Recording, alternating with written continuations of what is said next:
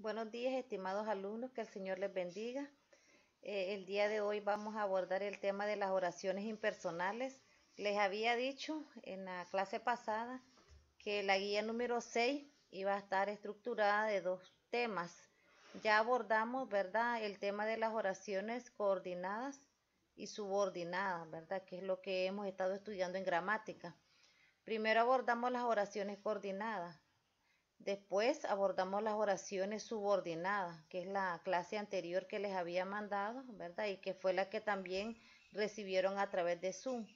El otro contenido que vamos a desarrollar el día de hoy son las oraciones impersonales. Vamos a irlas viendo por parte, ¿verdad? Para que ustedes identifiquen qué tipo de oraciones están trabajando, las oraciones impersonales y la clasificación de ellas.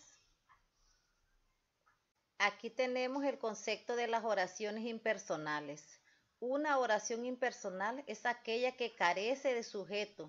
Se caracteriza porque el sujeto tiene una significación indeterminada, porque no se expresa en la construcción o porque no se sobreentiende por el contexto.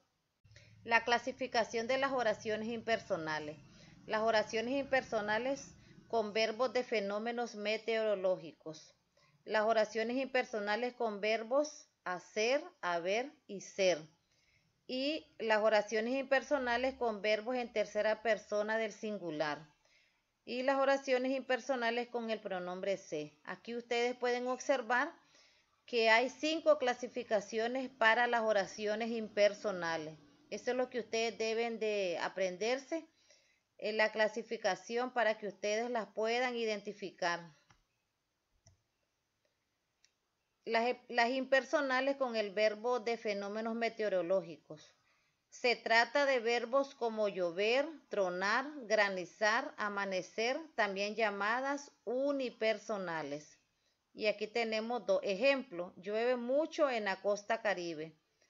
Y el otro ejemplo es se tronó toda la noche en Maipaisillo. Entonces, esta clasificación de oraciones, la característica de ella es que tienen verbos que significan fenómenos meteorológicos.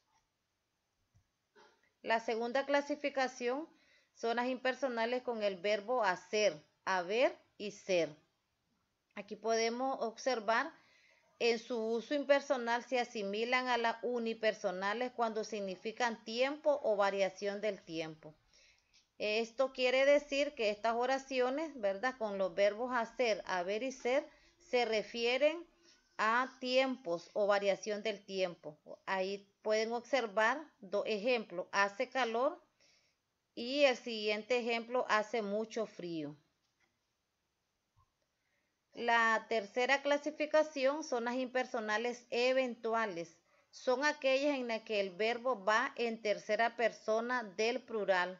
No llevan sujeto, ¿verdad? Ya les había dicho que esta es la clasificación de no poseer sujeto.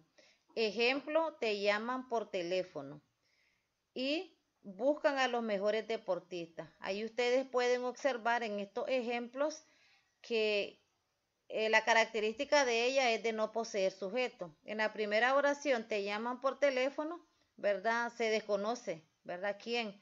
Entonces se dividen, ¿verdad? O se clasifican impersonales eventuales en el momento.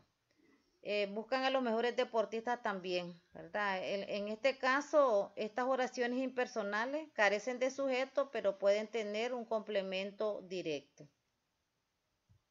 Las impersonales con el pronombre se, estas oraciones, ¿verdad? En estas oraciones el verbo se conjuga en la tercera persona. Ejemplo, se vende ropa. Ustedes a veces cuando van por la calle pueden observar rótulos. Se vende hielo, o se vende tortilla, o se vende frijoles. Entonces esas oraciones se clasifican como oraciones impersonales. Entonces esa es la característica de las oraciones impersonales, ¿verdad?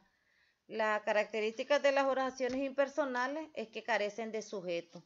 Entonces la guía número 6, ¿verdad?, que estaba estructurada por dos temas, ¿verdad? Las oraciones subordinadas, ¿verdad? Les había explicado la clasificación de ellas los nexos que la subordinan, que ya quedó claro en la clase pasada, que ustedes sepan identificar cuál es el nexo de subordinación. Y el segundo tema, ¿verdad? Les vuelvo a reafirmar, eran las oraciones impersonales. Entonces, las oraciones impersonales son las que carecen de sujeto y la clasificación, ¿verdad? Entonces, en la pauta de evaluación viene el segundo punto, que ustedes identifiquen cuándo es impersonal, ¿verdad? ¿Cuáles son los verbos que se utilizan para las impersonales y cómo las podemos clasificar? Entonces, con este tema, ¿verdad? Que les acabo de enviar, terminamos, ¿verdad? La guía número 6. Ya en la siguiente guía, pues vamos a abordar otros contenidos siempre relacionados con el tema de gramática y esperando que este video pues haya aclarado un poco ya la guía que ya tienen en sus manos. Entonces, con esto finalizamos el segundo tema de la guía número 6. Que el Señor les bendiga y nos vemos en la clase de Zoom.